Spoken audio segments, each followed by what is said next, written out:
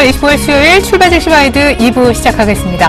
코스피가 이미 이자를 보여주지 않고 있네요. 외국인들의 매수 강도가 전일 1,000억도 채 안 되는 700억 원대 초반에 머물더니 조금 전부터 외국인들이 선물을 팔면 물론이고 현물까지 동반 순매도로 대응하고 있기 때문이 아닐까 싶습니다. 전일 사실 연기금이 올 들어 네 번째로 많은 순매수를 보였기 때문에 겨우 2,000을 지켰었는데요. 이제 어거지로 2,000을 끌고 가기엔 시장이 조금 지쳐있는 모습입니다. 간밤에 뉴욕도 일단 나흘 연속 조정세를 이어가는 모습이었는데요. 불확실성 속에 FOMC 모멘텀이 다 사라지고 없습니다. 원달러 환율만이 오늘 윌리엄 더들리 연준 총재 연내 QE 축소 가능성 언급 때문에 오늘 반등하고 있을 뿐인데 시가총액 상위주 모습이 모두 부진하고요. 코스닥까지 같이 파란불로 조정받고 있습니다. 2부를 통해서 준비한 소식 먼저 보여드리죠.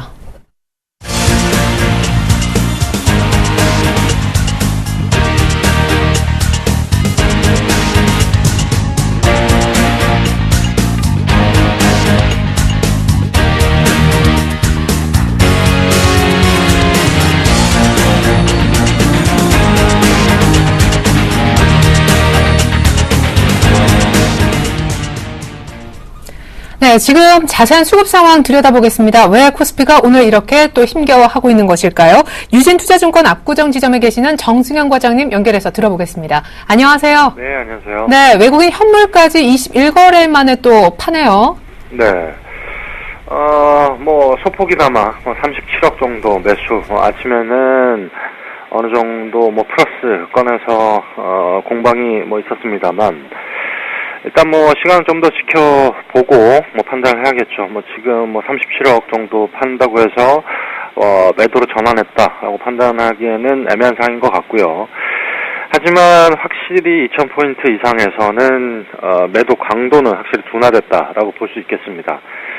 외국인 같은 경우에 최근에 8조 이상 19거래일 연속 순매수 강도를 보여주면서 매수 강도도 상당히 강했고 그리고 8조 이상의 순매수는 계속적으로 이어져 왔습니다만 일단 현재 지수대에서는 매수 강도가 둔화되고 이런 부분들이 지수를 좀 압박하는 요인이 아닐까라고 볼 수 있겠습니다.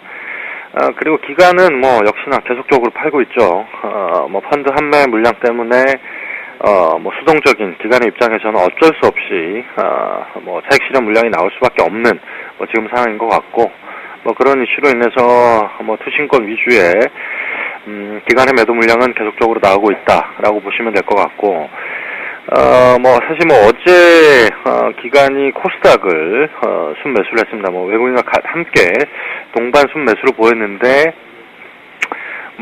이제 코스닥 코스피가 부담스러우니까 매수 여력이 많지 않은 기관이 이제 다시 코스닥을 사는 게 아닐까라는 그런 기대감을 잠깐 가지게 했습니다만 결국 오늘 역시나 40억 코스닥에서 팔고 있고 외국인도 역시 80억 정도 매도 흐름을 보여주는데 아직까지 수급의 확실한 매수 주체가 코스닥 시장이 없는 관계로 코스닥도 소폭 하락하는 그런 모습을 보여주고 있습니다. 개인도 역시 사실 방향성이 지금 시장이 잡히지가 않는 상황이기 때문에 2000에서 확실히 치고 나가면 2100에서 2200까지 갈 분위기 같으면 대형주를 개인도 적극적으로 매수를 하겠습니다만 조정이 어느 정도 깊게 조정이 나오면 사실 1900 한 5, 60까지는 다이렉트로 빠질 수 있는 상황이기 때문에 적극적으로 개인도 매수에 동참하기에는 좀 어렵지 않겠느냐. 그래서 방향성이 없는 시장에서 코스닥 정도 코스피가 부담스러우니까 코스닥 정도 사고 싶은 종목들 그런 종목들 위주로 매수가 좀 이루어지고 있는 부분이라고 볼 수 있겠습니다. 네. 자, 외국인들이 왜 매수 강도를 떨어뜨리고 있는가 부분이 제일 중요할 것 같습니다. 진정 이제 사야 되나 팔아야 되나 고민하고 있는 걸까요? 다소 호흡만 좀 고르고 있는 걸까요? 일단 외국인의 입장에서는 사실 투자자 모든 증시에 투자하는 투자자가 관점이 비슷하죠. 불확실성을 가장 싫어합니다. 연준의 테이퍼링 자체가 이번 달에 시행이 됐으면 일시적인 충격 한두 번 이렇게 오고 난 뒤에 결국 경기가 좋아지지 않느냐, 지표가 좋아지지 않느냐 이런 이슈로 또 시장은 정상적으로 흘러갈 가능성이 높았습니다. 하지만 일단 불확실성이 상존해 있고, 그리고 또 정치적 그 미국의 이슈들이 그 예산안과 그 부채 한도, 이 증액 협상 이까지도 있기 때문에 결국 이 여러 가지 상존해 있는 불확실성 이 문제들이 해소되지 않는 한 외국인도 물론 뭐 매력적인 우리 증시가 매력적인 합니다만 그렇다고 뭐 글로벌 전체적으로 특히나 미국 입장에서 불확실성이 존재하는 상황에서 우리 시장만 또 적극적으로 사기에는 부담스러운 지수대에 왔다라고 이제 보시면 될 것 같고 결국 뭐 모멘텀이 없는 게 가장 뭐 큰 이슈인 것 같습니다. 일단 그 양적 완화 축소라도 미리 이제 선제적으로 이루어졌다라고 한다면 외국인이 어떤 스탠스 뭐 매도인지 매수인지 아니면 계속 살 건지 말 건지 뭐 이런 확실히 스탠스가 정해졌을 텐데 지금 현재 뭐 그런 그 모멘텀도 없는 상황이기 때문에 일단 갈팡질팡하는 분위기인 것 같고요. 그리고 기간은 일단 뭐 가장 부담스러운 게 결국 펀드 환매 물량. 사실 지금 2011년부터 약 2년 동안 2천을 돌파 시도를 한 5번 정도 했습니다. 5번 모두 뭐 이번까지 5번인데 과거 4번은 여지없이 2천을 지켜내지 못하고 뭐 깊게 조정이 왔을 때는 1,700대까지 바로 조정이 오는 그런 국면을 보여줬기 때문에 일단 2천 이상에서 여기서 2천을 안 차간다. 이 기대감들이 주식시장 우리 증시의 투자자 입장에서는 그런 신뢰감이 크지 않다라고 본다면 결국 2,000포인트 넘어섰을 때 일단 환매부터 하자. 그리고 아무리 뭐 얕게 조정이 오더라도 1,900대까지는 아마 조정이 나올 거다. 초반까지는 뭐 그런 심리가 상당히 강하고 그리고 지금까지 뭐 학습 효과로 지금까지 쭉 그래왔기 때문에 1960에서 2060 사이에 환매 물량이 가장 많았습니다. 딱 그 지금 그 지수대 중간에 위치하는 상황이기 때문에 일단 펀드 환매 물량은 계속 기간에 수급 스탠스를 압박하는 요인이 될 것 같고요. 그렇기 때문에 일단 이 환매 이슈가 얼만큼 이제 잠잠해지는지 이 부분도 기간에 그 포트 조정하는 상황에서는 쭉 지켜봐야 되는 포인트라고 볼 수 있겠고 그리고 개인의 입장 일단 코스닥에 많이 눈이 가 있는 상황인 것 같습니다. 코스피는 일단 뭐 아까 말씀드렸듯이 지수가 부담스러우니까 그리고 펀드 환매 물량 결국 뭐 증시의 그 개인 입장에서는 증시에 투자하는 자금도 있을 것이고 그리고 뭐 적립식이 됐든 뭐 거치식이 됐든 일반 펀드에 또 자금을 유치한 그런 자금들도 상당히 많을 텐데 일단 코스피 자금을 뭐 펀드에 자금이 들어가 있던 부분을 일부 팔고 그 자금으로 아무리 뭐 빠져도 코스닥이 뭐 펀더멘탈이 되고 실적이 개선되는 그런 종목들은 뭐 지금은 수급이 꼬여서 못 올라가지만 언젠가는 올라가지 않겠느냐 뭐 이런 관점으로 개인은 지금까지 사고 싶었던 종목들 코스닥의 종목들을 조금씩 아마 매수하는 스탠스로 보시면 될 것 같고 결국 뭐 그런 입장에서 개인은 뭐 코스피보다는 코스닥에 좀 더 매수 강도는 적극적으로 이루어지고 있다라고 보시면 될 것 같습니다. 네, 궁금한 것은 이제 여기에서 시장이 어떤 모습을 보일까? 결국 이제 외국인의 마음에 달려있다고 해도 과언이 아닐 텐데요. 2천 아래쪽에서는 그렇게 사고 싶었던 뭐 조선, 철강, 기계, 화학 담아도 좋을까요? 어떻게 보면 아주 좋은 기회가 될 수도 있겠는데 올라간다라는 확신만 있다면요. 투자 전략 세워주시죠. 네, 사실 지금 어느 정도 바닥 대비 조선, 뭐 철강, 화학 많이 올라왔습니다. 하지만 일단 업황의 개선 그리고 일단 턴어라운드가 되기 시작을 한다라고 했을 때는 아직까지 그렇게 비싸 보이는 수준은 아니다 라고 볼 수 있습니다. 하지만 뭐 조선 같은 경우에는 어차피 실적에 오래 수주하는 부분들이 내후년 정도에 잡히는 부분들이기 때문에 내년까지도 밸류에이션 부담은 있다. 하지만 수주가 계속적으로 내년까지 이어진다라고 했을 때는 그 중장기 한 1년치 어닝을 당겨서 잡는 그런 부분들이 있기 때문에 경기 민감주에 대한 시각은 늘 긍정적으로 가실 필요가 있고요. 그리고 조정이 좀 크면 클수록 좋겠죠.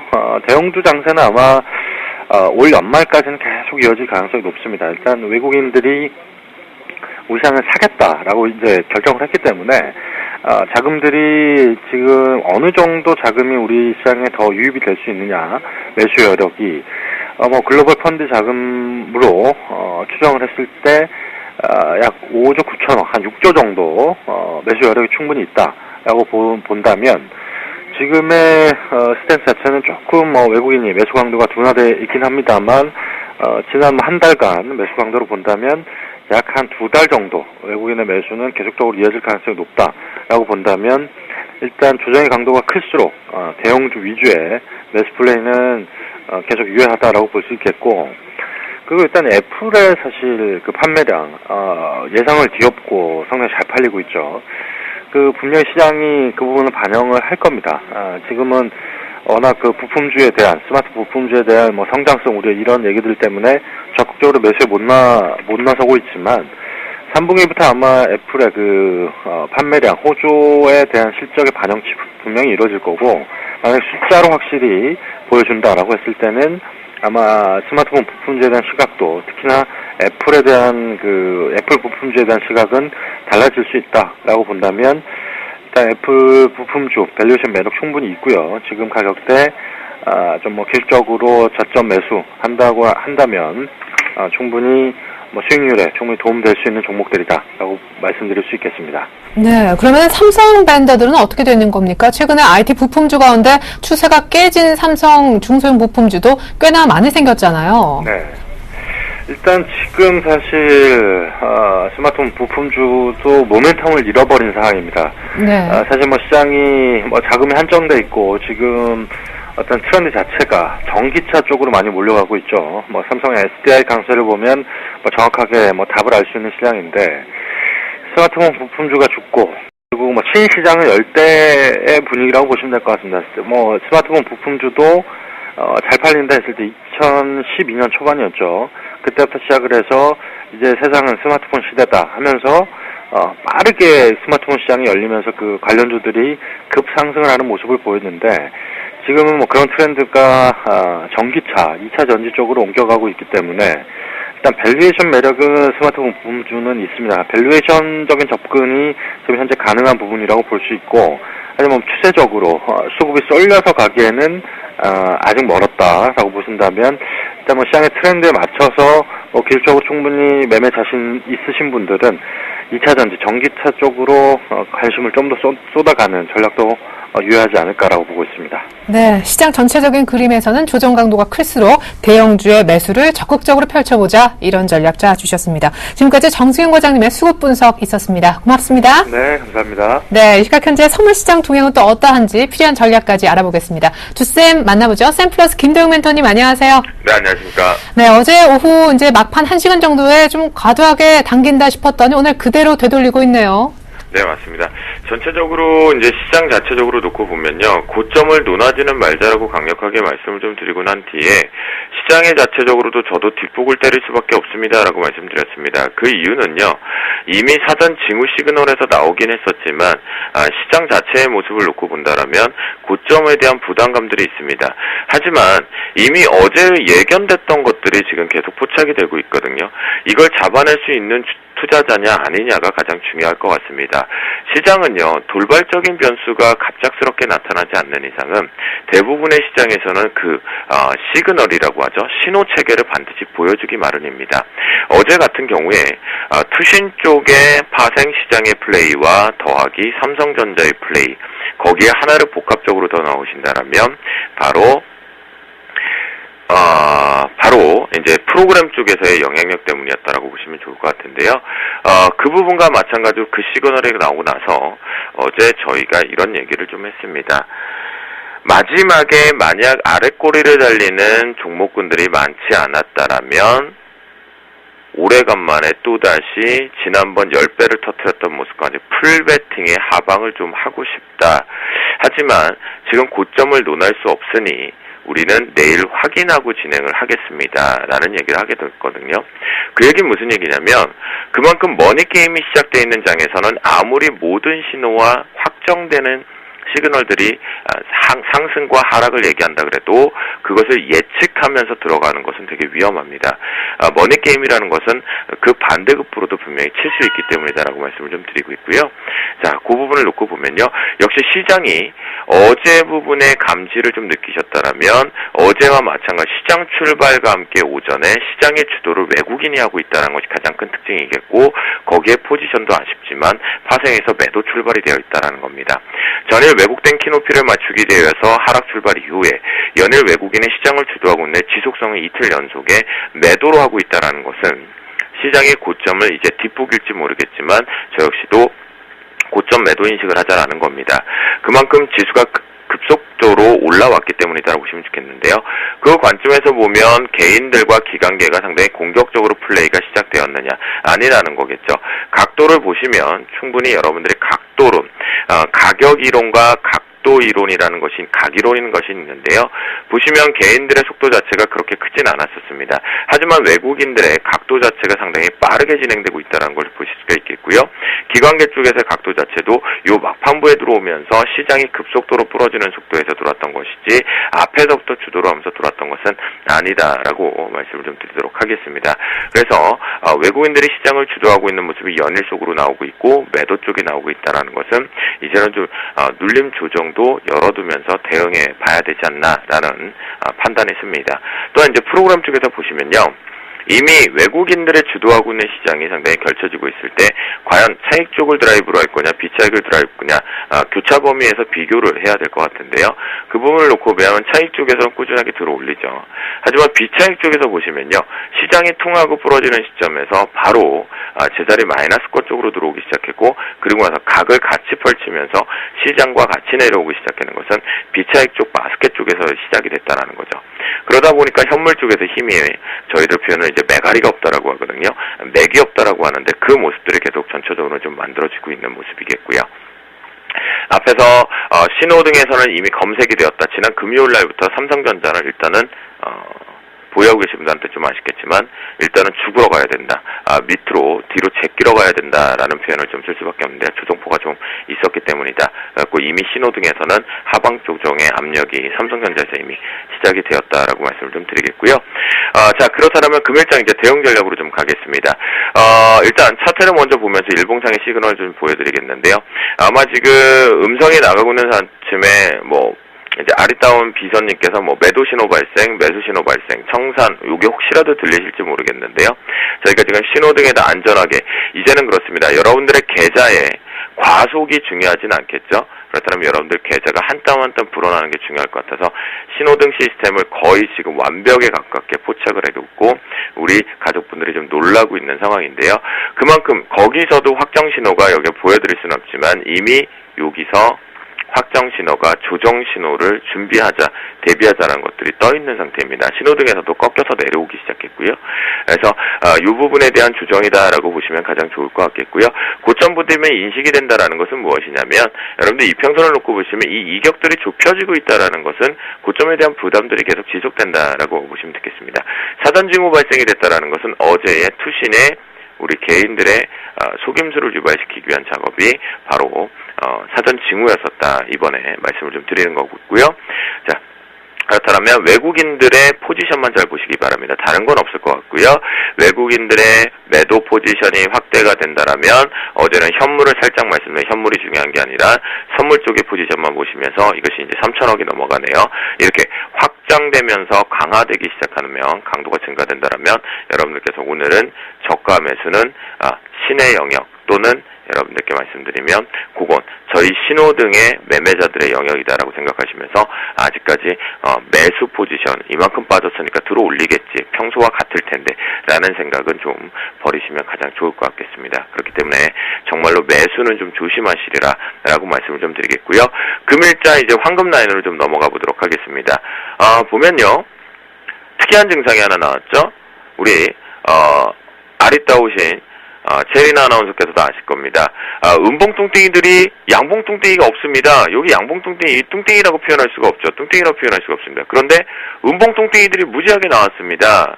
은봉뚱땡이가 나오고 있다라는 건 시장의 방향 자체도 자금의 플로어들도 하방으로밖에 쏠리지 않고 있다라는 것을 확인해 보실 수가 있는 부분이겠고요. 그런 관점에서 놓고 보면 제가 황금 라인을 수정해 드릴까도 고민을 좀 했었지만 생방에서 수정을 하지 않겠습니다. 바로 왜냐하면 어제도 말씀드렸던 중요 자리를 이탈해서 올라탔는데 시그널이 잡혀서 방송 쪽에서 잡아드릴 수는 없었지만 이 부분 라이브 쪽에서는 잡히는데요. 바로 어제 중요한 자리에서 올라탔기 때문에 상승, 저는 웃으면서 아닙니다. 이거 사전 징후 이상하게 걸렸습니다. 아까 1시 30 몇 분부터 움직였습니다. 이렇게 얘기 드렸거든요. 그래서 여러분들께서는요, 246.45 밑에 이미 있기 때문에 여기서 절대로 나 여기서 매수 잡아서 이제 여기까지 올라오겠지, 이런 대응하지 마시고요. 분명하게, 현명하게 투자를 하셔야 되니까. 그래서 이 부분 종가까지 무조건 유의할 것 같고요. 오후 방송에서 황금 라인이 바뀔 경우에는 하나 정도는 체크를 해드릴 건데, 이 부분은 오늘 종가상 올라타지 못하면 이번 조정포는 조금은 쉬었다 가는 템포이다 라고 보시면서 조정 대비하자라고 말씀드리도록 하겠습니다. 네, 또 얼마나 이번에 고점 징후가 나타난 상황에서 조정이 깊어질 수 있을런지 오후장에 황금 라인 다시 한번 잡아주신다고 하니까 오후장 때 주쌤 선물왕 시간도 많이 좀 기대해 주시면 좋겠습니다. 지금까지 샘플렉스 김도영 멘토님과 함께 선물시장 전략 세워봤습니다. 고맙습니다. 네, 감사합니다.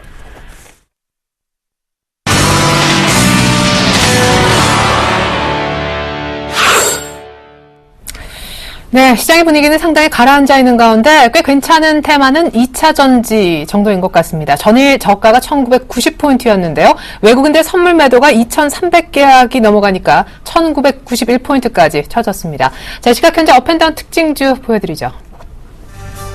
오르는 종목 가운데 네이버가 있습니다. 간밤 뉴욕에서 페이스북이 또 한 번 신고가, 이제 주당 한 50불을 눈앞에 두고 있는 상황인데요. 네이버 역시 분할 재상장 이후에 오늘 또 한 번 52주 신고가를 그려내고 있습니다. 이번 달 재상장 이후 벌써 주가는 20% 넘는 상승률을 나타내고 있죠. 한미약품은 미미한 상승을 보여주고 있습니다만 중국의 북경 한미 법인의 고성장성 계속 기대감이 나오고 있죠. NC소프트가 오늘 많이 오릅니다. 상당히 분위기가 심상치 않아요. 18만 원대에 안착하고 있는데 벌써 4%라 오늘만 상승하고 있습니다. 하반기에 중국의 신게임의 상용화 효과가 벌써부터 나오고 있네요. 하락주입니다. 금호타에 오늘 대규모 블록딜 소식이 있었죠. 낙폭은 다소 줄이고 있고요. SK이노베이션 3분기 실적 우려 속에 어제 오늘 빠지고 있습니다. 파나지는 중국으로부터 200억 원대 공급 계약 해지됐다는 소식에 급락하면서 61선까지 쳐져 있네요. 네, 먼저 업특징주 분석부터 들어보겠습니다. HMC 투자증권 최희증 차장님, 안녕하세요. 네, 안녕하십니까. 네, 먼저 네이버 못 말리네요. 정말 계속해서 수급도 좋고요. 네, 지금 뭐 아무래도 페이스북 영향이 계속해서 좀 작용을 한다라고 보고요. 지금 뭐 페이스북 시총이 뭐 지금 1000억 달러가 넘어가는 그런 상황인데, 지금 네이버 같은 경우에도 시총이 계속해서 좀 높아지고 있는 그런 상황. 지금 페이스북이 가입자 수가 8억 명이 좀 넘고 네이버 라인 같은 경우에는 한 2억 명이 좀 넘는 수준인데요. 4분의 1 정도 수준인데, 문제는 이제 네이버가 그 페이스북 가입자 한 명당 수익성으로 따졌을 때는 1대 1.5 정도 비율로 네이버의 라인이 수익성이 더 좋습니다. 그래서 추가적으로 더 상승할 수 있는 충분히 룸이 있다라고 보고요. 지금 어쨌든 투자 심리, 그런 분위기는 계속해서 상방으로 좀 이어가는 그런 모습을 보여주고 있습니다. 다만 지금 외국인 보유 비중이 상당히 좀 네이버가 지금 55.4%, 어제 종가 기준으로 55.4%까지 절반 이상을 외국인들이 좀 보유하고 있기 때문에 지금까지 그 국내 시장 2,000포인트 넘어갈 때 외국인들이 대규모 순매수를 해줬었는데, 지금 시장 전반적으로 봤을 때는 외국인 순매수 규모가 확실히 현저하게 좀 줄어들면서 어느 정도 포트에 채울 종목들은 다 좀 채우지 않았나, 뭐 이런 조심스러운 예측 좀 가능할 것 같습니다. 그래서 외국인들 차익 실현 나오면은 또 여기서 지금 잡아서 어떻게 보면 좀 상투가 될 수 있는 부분이 있기 때문에 신규로 좀 매수하실 분들 지금 오늘 갭 상승한 부분 좀 상당히 좀 불안하지 않나, 갭은 좀 메우고 확인하고 가는 작업이 필요할 것 같습니다. 그래서 신규 매수는 조금 보류하고 지금 가지고 계신 분들 같은 경우에는 일단은 뭐 외국인 수급이 계속해서 들어오고 있습니다. 오늘은 좀 차익 실현 나오는 것 같네요. 네이버가 창고 보니까. 일단은 좀 차익 실현을 좀 하는 쪽으로 좀 말씀을 드리고요. 다만 이제 신규로 매수할 때 외국인들이 다시 한번 과감하게 신규로 매수가 들어올 때 좀 매수를 하자. 일단은 좀 보유 비중을 좀 줄이는 전략으로 좀 말씀드리겠습니다. 그리고 오늘 업종목 두 번째는 한미약품인데요. 지금 중국 한미가 지금 연 30%의 고성장, 매출 기준으로 봤을 때 고성장을 계속해서 지금 해주고 있는 그런 모습입니다. 지금 중국의 그 의약품 시장이 그 국민 경제가 살아나면서 계속해서 지금 가장 크게 세계에서 가장 빠른 속도로 지금 회복되고 있는 커져가고 있는 그런 상황이거든요. 그래서 북경 한미 상당히 좀 기대를 계속해서 해볼 수 있겠고요.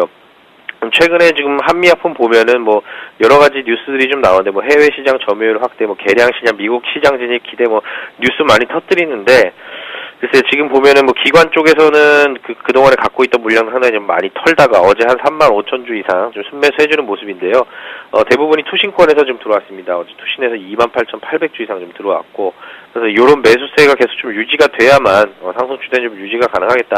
다만 지금 바닥권 단기 바닥권 박스권에서 14만 원대 초반에서 13만 원대 초반까지 한 10,000원 정도 박스권을 형성을 하고 있는데 그 박스권 내에서 일단 물량을 조금씩 늘려가는 분할 매수 전략으로 좀 말씀드리겠고 일단은 뭐 저는 개인적으로 목표가는 18만 원 정도 수준까지는 좀 전고점 부분까지는 다시 한번 좀 볼 수 있지 않을까 이렇게 좀 조심스럽게 말씀드리도록 하고요. 마지막으로 오늘 NC소프트 업종목 마지막으로 좀 말씀드리겠는데 하반기에 이제 블레이드 앤 소울 그리고 길드워 2가 지금 중국 상용화 차질 없이 좀 진행되고 있다는 기사들은 나오고 있는데 차질 없이 진행이 되고 있을 겁니다. 뭐 제가 눈으로 본 건 아니니까 확신은 못하지만 이런 기대감 때문에 사실은 주가가 계속해서 좀 못 오르다가 최근 들어서 그런 이제 가시화되는 그런 부분들이 기사로 나오면서 주가가 좀 위쪽으로 방향을 확실하게 잡은 그런 모습. 전고점 18만 5천 원 올 7월 달에 기록을 했었는데 이걸 뚫고 아마 갈 것으로 보여집니다. 지금 외국인들 수급 상당히 좋기 때문에요. 그리고 지금 김택진 회장이 지금 그 지분 매각한 이후에 사실은 주가가 뭐 반의 반토막까지 났었는데 그 이후에 외국인들이 계속해서 비중을 좀 늘려왔습니다. 7월 이후에 보면은 외국인 보유 비중이 상당히 좀 늘어났고요. 35% 보유 비중에서 지금 최근 들어서는 외국인 전일 종가 기준으로 39%까지 한 4% 정도가 좀 늘어났죠. 그래서 이런 부분들은 추가적으로 외국인 보유 비중 39%면은 아직도 추가적으로 더 들어올 수 있지 않을까라고 좀 저는 보고 있고요. 오늘 양매수 좀 잡히고 있습니다. 일단 계속해서 매수 관점으로는 보는데 오늘 지금 4% 정도 급등이 좀 나와서 따라 들어가기 좀 부담스러우시다면은 18만 원 전후로 해서 일단 조금씩 나눠서 매수하는 전략 그리고 전고점 뚫으면은 좀 추가 매수하는 전략 이렇게 좀 조심스러운 매수로 좀 말씀드리도록 하겠습니다. 네, 앞서 비중 축소 의견 주신 네이버와는 달리 한미약품도 모아가기, 분할 매수해보자 NC소프트 긍정적인 의견 들려주셨네요. 지금까지 업 특징주 분석을 최희승 차장 통해서 들어봤습니다. 차장님 감사합니다. 네, 감사합니다. 네, 이어서 다음 주 분석은요. 동부증권 방배지점 김혜란 연구원께 들어볼까 합니다. 안녕하세요. 안녕하세요. 네, 오늘 다음 주 세 종목 가운데 금호타이어는 낙폭을 줄이고 있는데 반해서 파나지는 급락폭이 더 커지고 있네요. 네, 오늘 금호타이어가 우선 시장에서 대규모 블록딜 소식에 5%대 급락하는 모습 보이다가 지금 하락폭 축소하고 있는 모습입니다. 산업은행을 포함한 금호타이어 채권 금융사들이 이제 1,400억 원 규모의 금호타이어 지분 약 이제 8.6% 1,277만 주를 블록세일 방식으로 지금 매각한 것으로 전해져서 채권 단위 블록딜을 통해서 자금 매수 나서고 있는 모습인데요. 그래서 블록딜로 인해서 우선은 물량 출회로 일시적인 주가 하락을 좀 불가피할 것으로 보고 있지만 금호타이어 같은 경우에 이제 최근 업황 회복이라든지 내년에 이제 워크아웃 탈출 앞두고 있는 긍정적인 기대감들이 더 높은 상황이다라고 보고 있고요. 그래서 오히려 이번 하락을 좀 신규 매수 기회로 접근해야 되지 않을까 이렇게 보고 있습니다. 그리고 블록딜 가격이 이제 주당 매각가가 전일 종가 대비해서 4.5%에서 9.5% 정도 할인된 1,800원에서 이제 11,350원 선이었기 때문에 수급적으로도 외국인 기관들 매수세 지금 지속적으로 유입되고 있는 모습이고 따라서 11,400원, 11,300원 아래에서는 좀 매수 접근 유효하지 않을까 이렇게 보고 있습니다. 두 번째 다운 종목은 SK이노베이션인데요. SK이노베이션이 지금 3분기 실적 우려로 좀 약세 보이고 있는 모습입니다. 우선 SK이노베이션에 대한 이제 증권사들의 컨센서스는 5,490억 원이었는데요. 지금 7월을 고점으로 정제 마진이 급락하면서 정유 부분에서 실적이 좀 예상보다 부진할 것으로 보고 있고, 그래서 3분기 영업이익은 지금 직전 분기 대비해서 15% 증가한 4,572억 원, 그러니까 현재사서보다 좀 하락할 것으로 전망되면서 주가 약세 보이고 있는 모습이고요. 뭐 지금 글로벌 경기 회복되고 있고 뭐 중국 수요 회복될 것으로 기대되고 있어서 뭐 내년도로 갈수록 이제 수급 상황은 좀 개선될 것으로 보고 있긴 한데, 그리고 실적도 내년도부터는 좀 약간 정상화될 것으로 기대감 높은 모습인데, 올 연말까지는 크게 뭐 실적이나 주가나 우상향 보이기는 좀 어려운 상황으로 보고 있기 때문에 SK이노베이션 같은 경우에 좀 단기로 신규 접근하시는 거는 좀 자제하는 것이 더 바람직하지 않을까 이렇게 보고 있습니다. 마지막 다운 종목은 파나진인데요. 파나진이 지금 250억 원 규모의 공급 계약 해지 소식이 하락폭 점차 키워가고 있는 모습입니다. 전일 장 마감 후에 293억 원 규모의 북경 시어청 바이오텍사와 체결했던 암 관련 유전자 변이 진단 제품 공급 계약 해지됐다라고 공시를 했는데요. 이에 따라서 지금 뭐 6개월간 2차례 가까이 상장 폐지 위기를 넘겼던 파나진이 뭐 이 금액이 지금 지난해 연간 매출액에 해당하는 규모이기 때문에 이 대규모 공급 계약 해지로 인해서 뭐 불성실 공시법인 지적 위기에까지 좀 놓인 모습입니다. 근데 이 계약 해지의 기책 사유에 따라 가지고 물론 불성실 공시법인이 지정되지 않을 수도 있지만, 지금 파나진 같은 경우에 뭐 단기 순손실, 적자, 일부 자본 잠시까지 지속되고 있는 모습이기 때문에, 그리고 6월 달에도 뭐 이제 상태 실질 심사 대상 되기도 하는 등 좀 신규 접근은 자제하는 편이 바람직할 것으로 보고 있고요. 갖고 계신 분들이라 하더라도 사실 오늘 60일 이평선 깨졌을 때 3,500원 선에서는 좀 매도 관점에서 접근하시는 것이 바람직하지 않을까 좀 이렇게 보고 있습니다. 네, 오늘 다운주 가운데 긍정적으로 사자 의견 주신 종목은 결론적으로 금호타이어밖에 없었습니다. 지금까지 동부증권 방배지점 김혜란 연구원님이 도와주셨습니다. 분석 감사합니다. 감사합니다.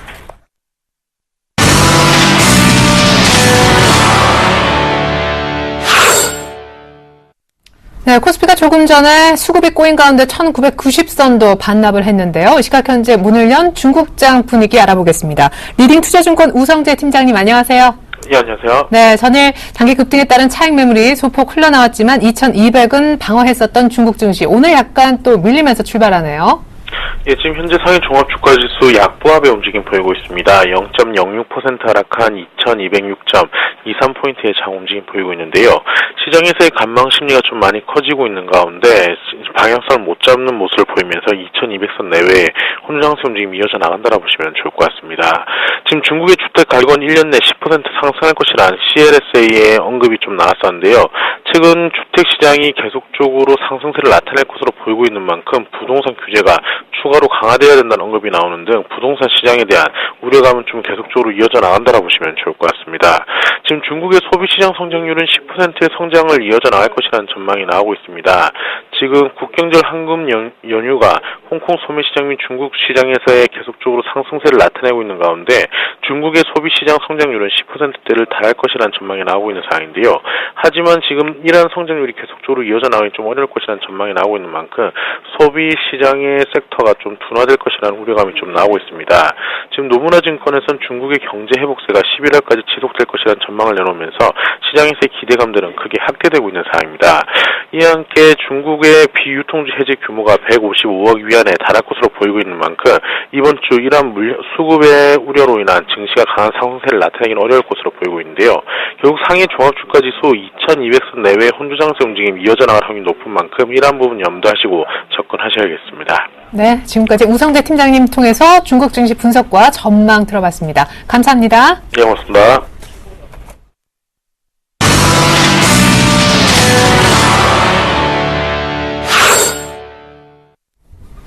외국인이 21거래일 만에 팔자로 전환한 아침 특별히 선물 쪽 매도 규모가 부담인데요. 코스피가 1990에 대롱대롱 매달려 있습니다. 앞서 전문가들이 오늘장 조언 주신 것 종합해봤습니다. IN투자증권 김동섭 이사님은 여전히 긍정적인 뷰를 놓지 않으셨습니다. 외국인들 매수세가 최근에 약화됐지만 추세 반전 신호는 아니라고 하시면서 중국 모멘텀을 주시하자 오늘도 전약 후강을 기대한다라고 오후장에 기대 걸어주셨습니다. 이명식 전문가님도 외국인들 매수 강도가 조금 완화 조짐을 보이고 있는데 종목별로 3분기 실적이 좋아지는지 체크가 필요하다는 의견 주셨고요. 유창희 대표님도 최근에 특별히 전일 조정을 보인 경기민감주가 여기서 더 추가 조정을 보이는지 관찰하자 하셨습니다. 정승영 과장님은 이렇게 시장이 빠지고 2천을 내줄 때 조정 강도가 크면 클수록 대형주를 매수하는 그런 적극성이 필요하다라는 의견 주셨습니다. 네, 또 한 분의 전문가 연결해서요. 전문가끼리의 공감 정도 알아보겠습니다. KTB 투자증권으로 가죠. 이성훈 대리님 안녕하세요.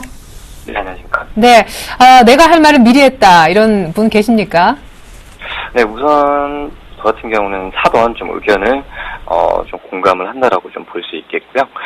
우선은 그 조정 강도가 지금 크면 어떻게 보면 매수에 좀 적극성이 좀 필요하지 않을까라는 생각이 들고 있습니다.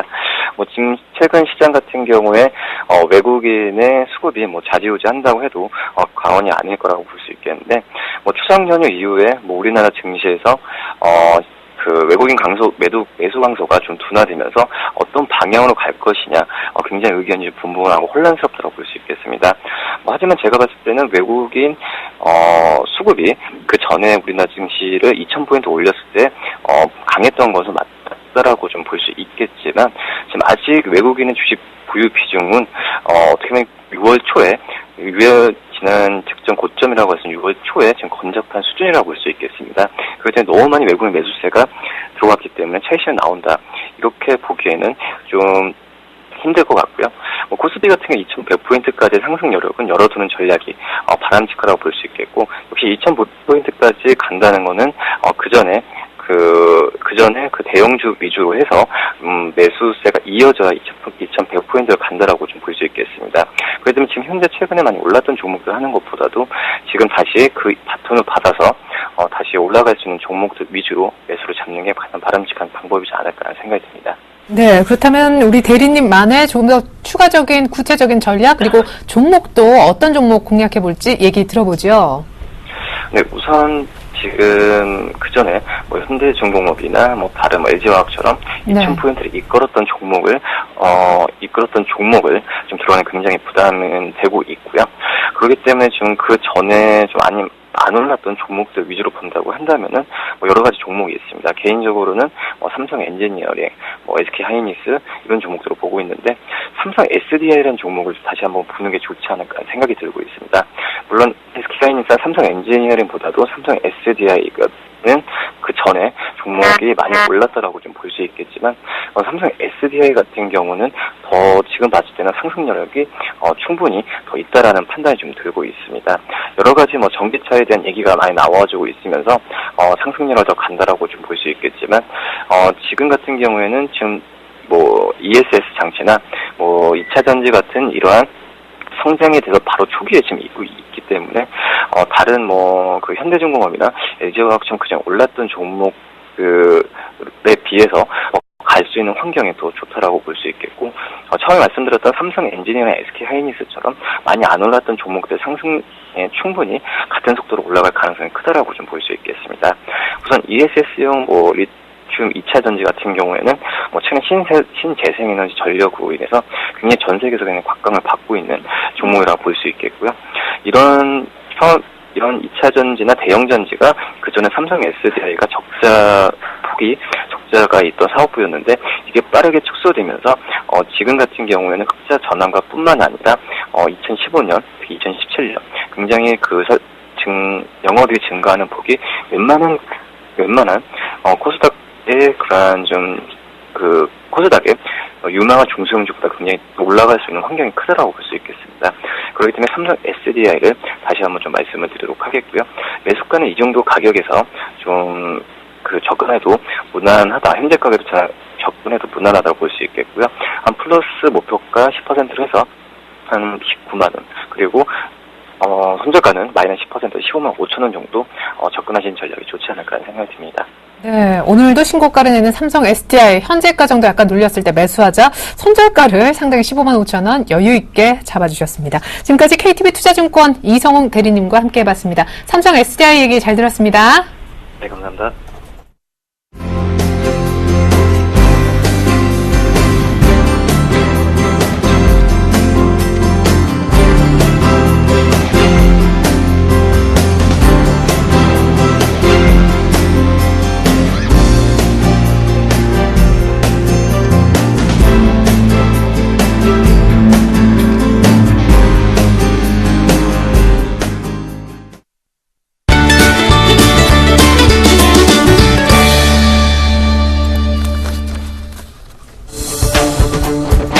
네, 안녕하십니까. 김현진의 차트 민준입니다. 오늘장 심상치가 않습니다. 자, 어제도 말씀드렸습니다. 분명히 말씀드렸는데요. 코스피 심상치 않다고 말씀드렸습니다. 자, 오늘 어떻게 움직여주고 있습니까? 지금 현 상황에서 보면은 마이너스 0.7%까지 내려가고 있는 상황이 나타나주고 있는데, 지금 수급을 보면요. 그 사태의 심각성을 느끼실 수 있지 않을까 판단이 됩니다. 자, 외인들 지금 어떻게 움직이고 있죠? 어제 700억 매수였는데요. 제가 외인 매수 브레이크 좀 안 들어올 것 같은 생각이 들었는데, 오늘 매도세로 나갑니다. 이게 얼마만입니까? 매도세 나가지고 있고, 기관들도 매도세가 같이 나갑니다. 자, 선물 상황 어떻게 되고 있습니까? 선물도 마찬가지로 많은 물량이 나가고 있습니다. 여러분 조심하셔야 된다 말씀을 드렸죠? 그럼 코스닥으로 제가 좀 보라 말씀드렸는데, 코스닥이 근데 또 오늘 또 크게 또 가지도 않아요. 코스닥도 빠지고 있는 흐름 나타나주고 있습니다. 코스닥 외인들, 기관들 좀 매도세 흐름 나타나주고 있습니다. 자, 일단 좀 단기적인 부분에 있어서 당분간의 이 수급 패턴을 볼 때 투자하기에는 조금 타이밍상으로는 좋지 않은 것 같습니다. 그래서 좀 기다리셔야 될 것 같다는 좀 생각이 든다 말씀을 좀 드려보고요. 투자 매력도는 역시나 조금 코스피 대비해서 코스닥이 조금 더 있긴 하지만 조금 더 좀 기다려보자는 좀 의견을 제가 먼저 한번 드려볼게요. 그리고 또 하나 말씀드릴 수 있는 게 환율인데요. 자, 환율 바닥을 확인하고 있어요. 확인하고 있는 모습인데, 근데 오늘 장에서 환율이 소폭 오르고 있긴 합니다. 정말 중요한 포인트는요. 환율이 지금 1070원대인데요. 1080원 넘고 1090원대 가는 그런 흐름 나와주면요. 외인들 더 많이 팔아 제낄 겁니다. 조심하셔야 됩니다. 아셨죠? 환율 절대적인 체크 포인트입니다. 절대 놓치지 마시고서 꼭 항상 지켜보시라고 제 말씀을 좀 드려보도록 하겠습니다. 자, 종목 좀 보겠습니다. 지금까지 보유하고 있는 종목들이 있는데요. 살펴보고 넘어가도록 하겠습니다. 자, 지금 현재 4종목을 보유하고 있습니다. 현재 캠트로닉스, 테크윈, 그리고 멜파스, 인터플렉스가 있는데요. 오늘 인터플렉스는 조금 아쉽네요. 한옥가를 또 못 가서 목표가 도달을 못했습니다. 그리고 또 마이너스로 돌아선 흐름. 전체적으로 시장이 좀 약간 좀 어둡기 때문에 종목 자체가 좀 흔들리는 모습인데요.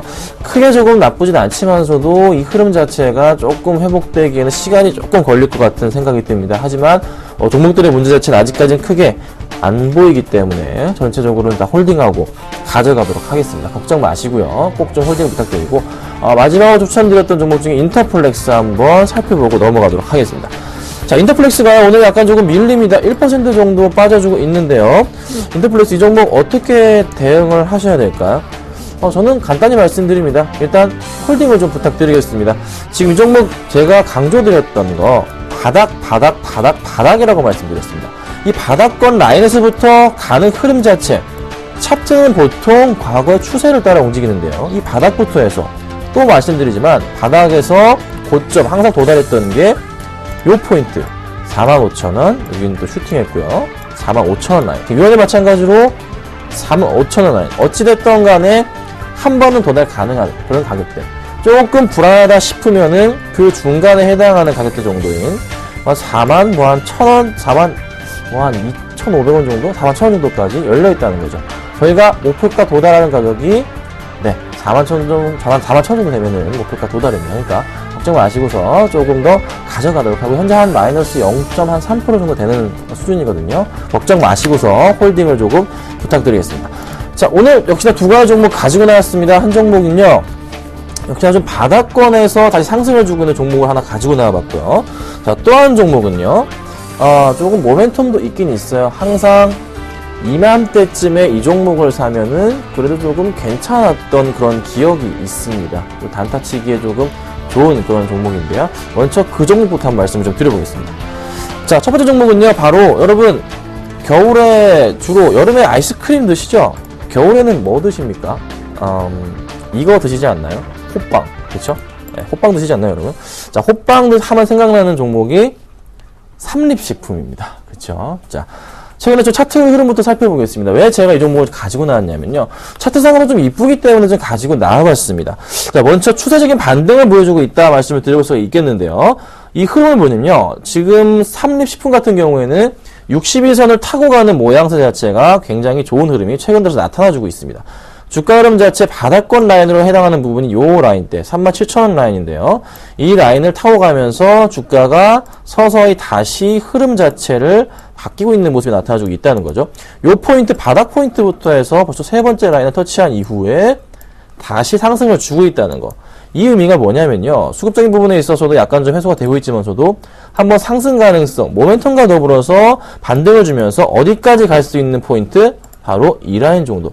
한 4만 얼마? 요 라인입니다. 제가 여기 포인트 딱 찍어드렸는데 요 부분입니다. 요 라인 42,500원 정도 라인까지 근데 슈팅한 거고요.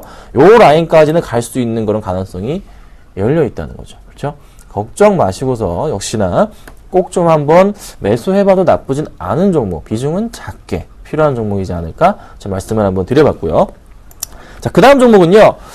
차트가 조금 굉장히 이쁘다 말씀드릴 수 있을 것 같습니다. 어떤 종목이냐면요. BHI라는 종목을 제가 가지고 나왔습니다. 자, 지금 현재 이 종목의 일봉상으로 볼 때는 어찌 보면 쌍바닥권을 보여주는 그 흐름이 나타나주고 있고요. 조금 더 크게, 엄청나게 차트를 크게 돌려보겠습니다. 자, 주봉을 볼게요. 주봉을 살펴보자면요. 주봉상으로 봤을 때 항상, 그러니까 2010년, 2009년부터라고 할까요? 이때부터 항상 보이는 바닥권 라인 자체 바로 이 라인입니다. 네. 여기에요, 여기. 여기 포인트 보이시나요? 정말 주기적으로 1년 반 정도의 기간마다 한 번씩 크게 반등을 준다는 거죠. 요런 포인트들. 거의 2년인가요? 지금이 그런 포인트가 오지 않았나. 한번 시기적으로 오지 않았나 싶습니다. 업황의 회복까지 같이 있다는 거예요. 그래서 쌍바닥 반등. 일봉으로 쌍바닥이지만 주봉으로 크게 볼 때는 정말 대형 추세를 그릴 수 있을 것 같은 생각이 듭니다. 그래서 그런 흐름을 제가 봤던 거고요. 다시 일봉으로 돌아와서 주가 자체 뭐 좀 보자면 W자 패턴도 그려주는 것 같고요. 바닥권 라인부터 쌍바닥 반등을 주는 모습이 나타나주고 있다는 거. 자, 전 고점이 어디입니까? 전 고점 바로 요 라인. 19,000원 라인입니다. 보이시나요? 자, 그 다음 라인으로 볼 수 있는 게 200일선 라인이겠죠? 한 2만원 정도 좀 넘어가는 거의 아마 맞아 떨어지지 않을까라는 생각이 듭니다. 수급적으로도 퍼펙트한가요? 자, 수급을 살펴보겠습니다. 자, 수급적으로는요. 최근에 좀 약간의 변화가 보인다 이렇게 말씀을 드리고 싶어요. 자, 그전에 좀 많이 없었던 수급들 좀 파란색이 좀 많았었는데요. 좀 어느 정도는 최근에 기관들의 조금 빨간색 부분이 많이 보여주면서 이전에 개인들이 빨간색 샀던 부분에서 개인들이 팔고 나가는 흐름 자체가 여기 포착이 되고 있다는 거죠. 이런 포인트를 놓치지 않으셨으면 좋겠어요. 자, 그러면 이 종목은 정말 어디까지 갈 수가 있을까요? 자, 지금 현재 17,900원입니다. 얼마까지 갈 수 있을까요? 좀 더 상승폭이 크게 나오지 않을까라는 생각이 듭니다. 그렇죠? 자, 그럼 오늘 제가 두 가지 종목 중에 당연히 이 종목이죠. 오늘 BHI 말씀드릴 겁니다. 네, BHI 추천 드릴 거고요. 현재가 17,900원인데요. 살펴보겠습니다. 얼마에 사야 될지 좀 볼까요? 자, 17,900원 라인인데요. 네, 이따 사겠습니다. 17,900원까지 저희 매수하도록 하겠습니다. 17,900원까지 매수를 부탁드리고요. 목표가는 당연히 3% 잡고요. 하지만 더 갈 수 있다면요. 그 이상까지 갈 수 있는 한 19,500원 정도까지도 가능하지 않을까. 그 전고점 라인입니다. 충분하지 않나 판단을 좀 해보도록 하겠습니다. 한번 BHI를 꼭 좀 매수를 하셔가지고 수익을 한번 내보셨으면 좋겠습니다. 자, 오늘은 제가 BHI 말씀을 좀 드려봤고요. 빠르게 한번 3% 달성하는 종목이 되지 않을까. 차트도 참 이쁜 종목이다 말씀 드려보도록 하겠습니다. 김선윤의 차트미윤지였습니다. 감사합니다.